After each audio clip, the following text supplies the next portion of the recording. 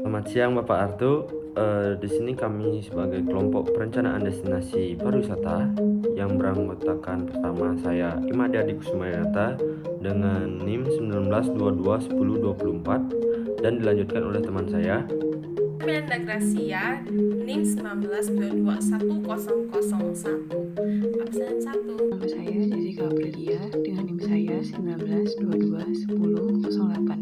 Nama saya Nihoya Marcelianti, NIM 19221004. Nama saya Desa Putri Rapuningsi, saya dari Prodi D4 MKP dan saya semester 3. Baik, di sini kami akan mereview jurnal yang berjudul tentang strategi pengembangan destinasi pariwisata di Kepulauan Togean, Provinsi Sulawesi Tengah, dan dirilis pada tahun 2017 dan ditulis oleh Fitria Badarap, Endah Trihayuningtyas dan M. Liga Suryadana dan dipublikasikan oleh Tourism and Hospitality Essential THE Jurnal volume 7 nomor 2, dan selanjutnya akan dijelaskan oleh teman saya.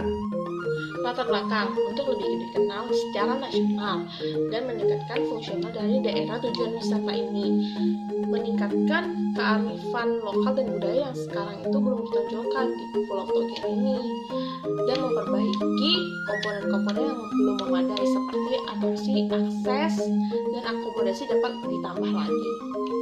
Tujuannya untuk mengetahui kekurangan dan kelebihan di daerah tujuan wisata tersebut dan tentunya meningkatkan pengetahuan kita sebagai mahasiswa pariwisata, mengetahui apa saja yang akan dibuat ke depannya dan memperbaiki masalah-masalah yang terjadi saat ini. Metodenya melakukan metode kualitatif yang bersifat subjektif, menggunakan gambar, benda, ataupun kata-kata. Hasil dari review jurnal kelompok kami, yang pertama ada kondisi aktual atraksi wisata.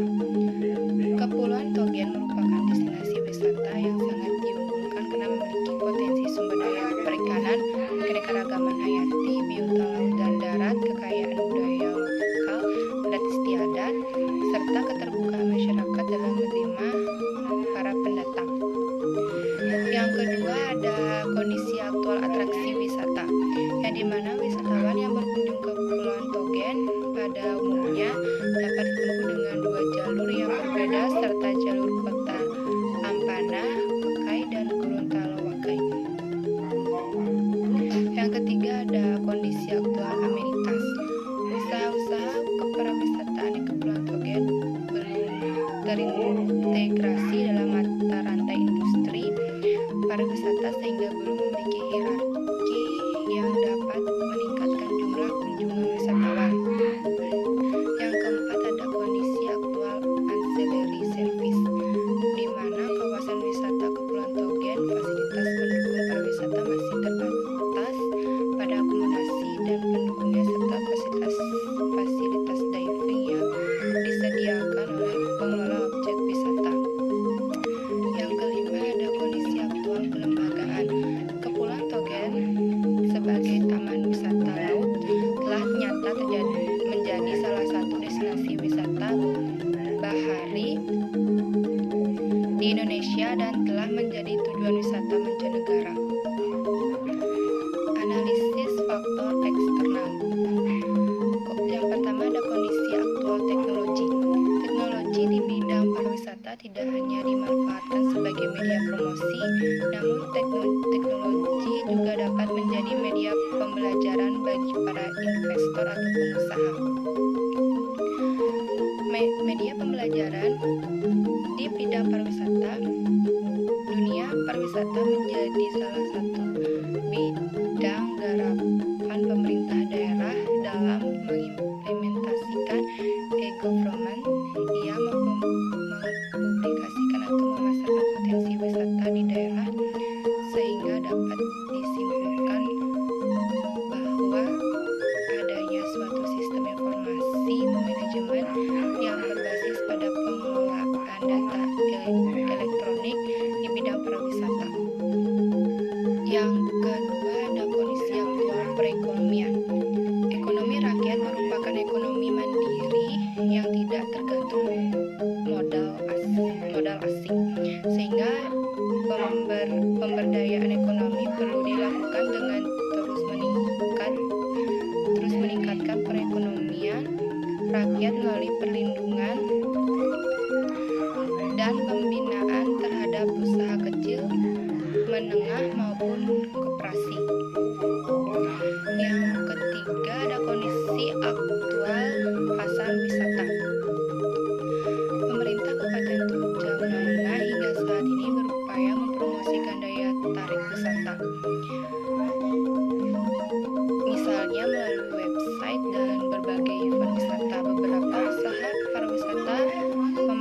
daya tarik wisata ke Kepulauan Togen melalui website event nasional maupun internasional.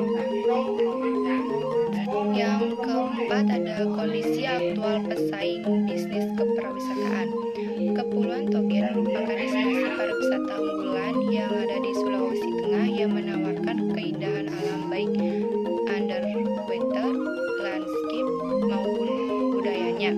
Aktivitas diving dan snorkeling menjadi andalan di destinasi ini karena memiliki kurang lebih 79 spot dive dengan kedalaman yang berbeda maupun keunikan sport tersebut. Adapun strategi pengembangan destinasi pariwisata di Kabupaten Togen. Yang pertama ada dari hasil analisis matriks evaluasi faktor internasional atau EFAS dan matriks evaluasi faktor internal atau IFAS. Perencanaan dari SO merupakan hal yang dianggap memiliki prioritas yang tinggi dan mendesak untuk dilaksanakan.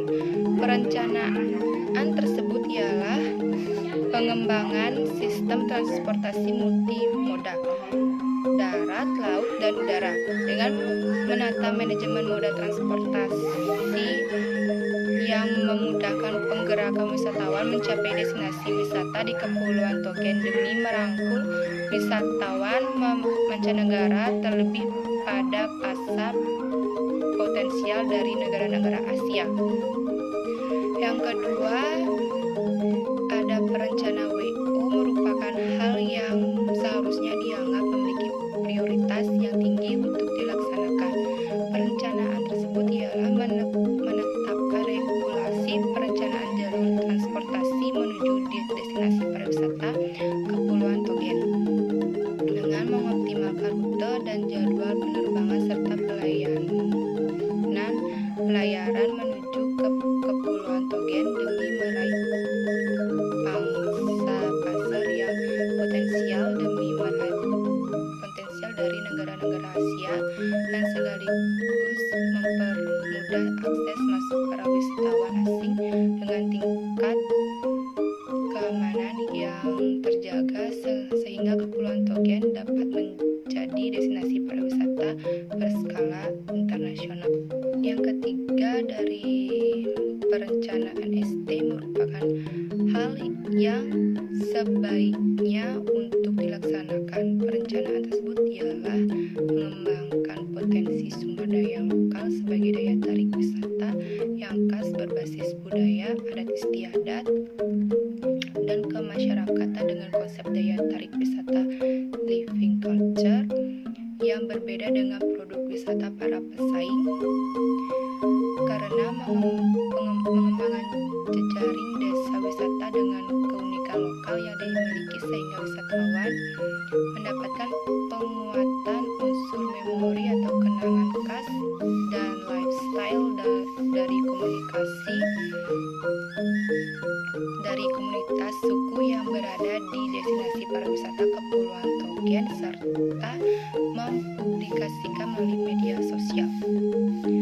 Yang keempat ada perencanaan WT merupakan hal yang dapat untuk dilaksanakan. Perencanaan tersebut ialah memperkuat kerjasama antar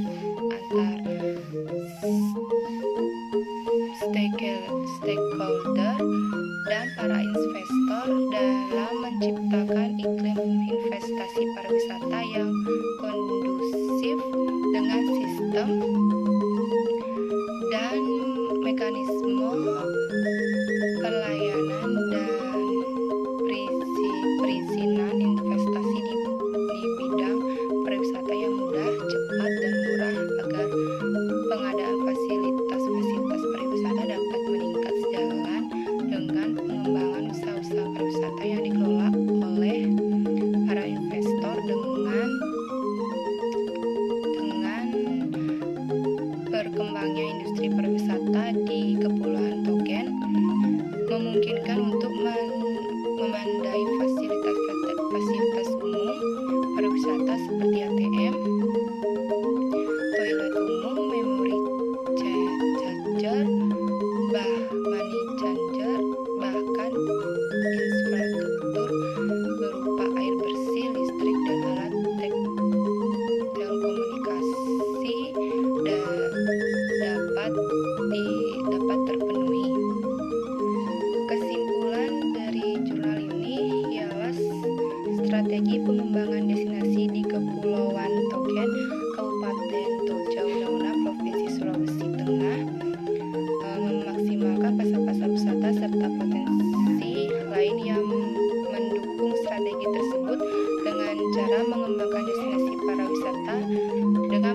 inklusif, berkelanjutan serta mudah dicapai dan menarik bagi wisatawan, mengembangkan pemasaran pariwisata yang dapat meningkatkan kunjungan wisatawan, mengembangkan pemasaran pariwisata dapat meningkatkan kunjungan wisatawan, mengembangkan industri pariwisata dan ekonomi kreatif yang berdaya saing, mengembangkan organisasi sumber daya manusia, regulasi dan mekanisme operasional dan efektif.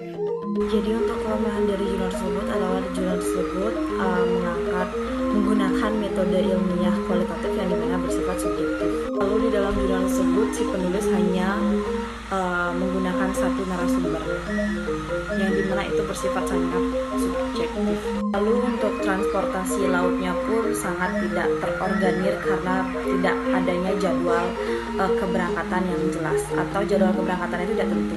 Yang selanjutnya adalah untuk usaha-usaha yang di dalam desa Togian itu belum terintegrasi. Lalu yang selanjutnya adalah lemahnya peran pemerintah dalam upaya untuk mengelola usaha-usaha masyarakat lokal tersebut. Lalu selanjutnya adalah dampak dari mass tourism yang dimana dapat merusak ekosistem dari pariwisata di desa Togian tersebut. Kelebihan dari jurnal tersebut adalah di mana desa Togian tersebut adalah destinasi yang diutamakan oleh masyarakat lokal. Dan di dalam desa Togian tersebut tuh lingkungannya itu masih sangat terjaga. Untuk budayanya pun masih sangat-sangat asri. Lalu yang selanjutnya adalah masyarakat desa Togian ini tidak tergantung pada investor luar dan mereka mengolah usahanya dengan modal mandiri. Oke, untuk yang terakhir adalah kelebihan di dalam jurnal tersebut si penulis menuliskan permasalahan berserta dengan solusinya. Saran yang dapat diberikan dari kelompok kami yaitu yang pertama untuk para stakeholder agar dapat mengembangkan potensi wisata yang ada di Kepulauan Togian, terutama pada aspek 6A. Dan juga tidak lupa agar dapat mengembangkan strategi manajemen destinasi pariwisata agar Kepulauan Togian dapat berkembang sesuai dengan potensi yang ada. Dan yang kedua, untuk menulis jurnal, agar kedepannya menulis jurnal dapat menulis jurnal dengan lebih runtut dan juga agar dapat menulis jurnal dengan lebih jelas lagi pada bagiannya. Demikian hasil review jurnal dari kami dan kami akhiri dengan terima kasih. Terima kasih. Terima kasih. Terima kasih.